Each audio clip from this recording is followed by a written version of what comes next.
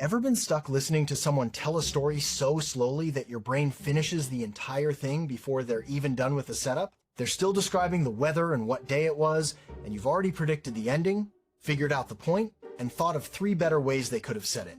If that drives you nuts, you're not a jerk. Your brain just runs on a different speed.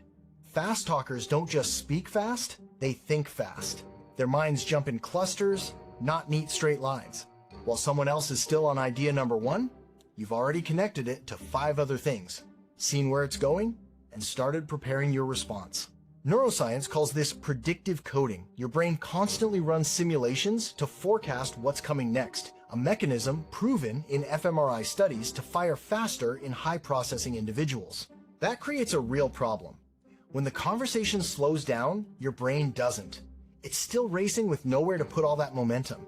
A lot of us have what psychologists call high cognitive throughput, a measurable trait in cognitive science where the brain handles information at accelerated rates, expecting the outside world to match.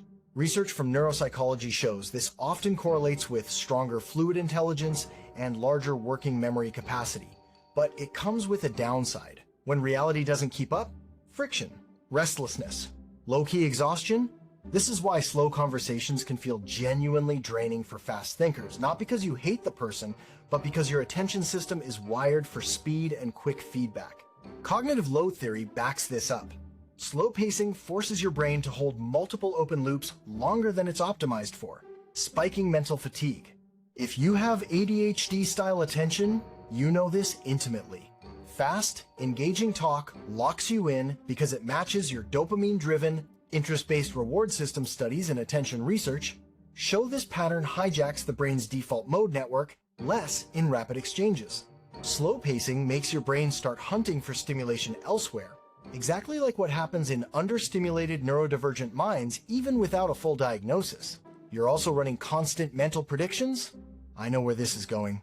Once your brain thinks it's figured it out, a process rooted in Bayesian brain models from neuroscience waiting for the long version feels pointless and irritating. It's not that you hate details. You hate details that don't change the outcome or update your internal model. Many of us picked up fast talking in loud, interrupt-heavy environments where you had to jump in quick or lose your chance to speak.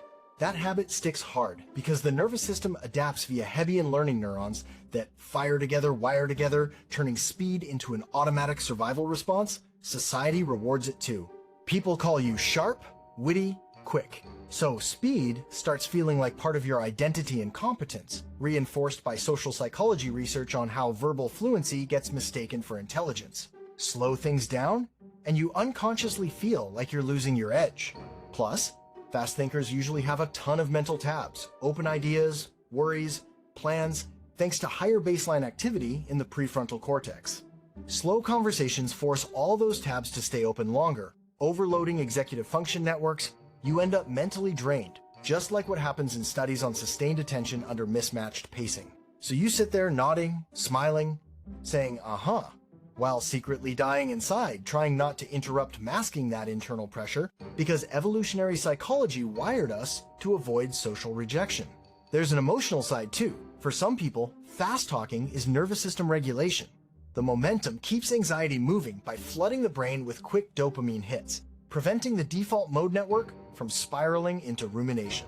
Slowing down creates too much space for uncertainty, awkwardness, second-guessing, or overthinking exactly what polyvagal theory describes as dropping into a less regulated state. Ironically, a lot of fast talkers care deeply about being understood. That's why we over-explain, jump ahead, and sometimes interrupt we're trying to land the point before the suspense drags on, a reflex tied to efficient error minimization in predictive brain models. To us, it feels efficient. To the other person, it can feel dismissive. And that mismatch creates a lot of everyday social friction because different communication styles activate separate reward pathways.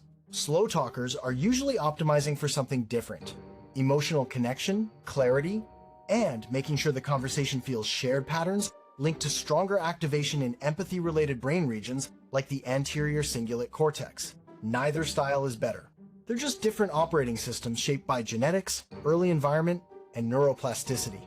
Studies on conversation dynamics even show that mismatched pacing reduces mutual understanding by up to 30% in lab settings. So if you're a fast talker who gets irritated by slow conversations, it doesn't mean you're arrogant or impatient by nature.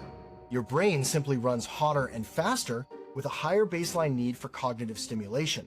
And if you talk slower, it doesn't mean you're boring or less sharp. You might just prioritize precision and relational depth over velocity. The real problem starts when we mistake pacing for personality.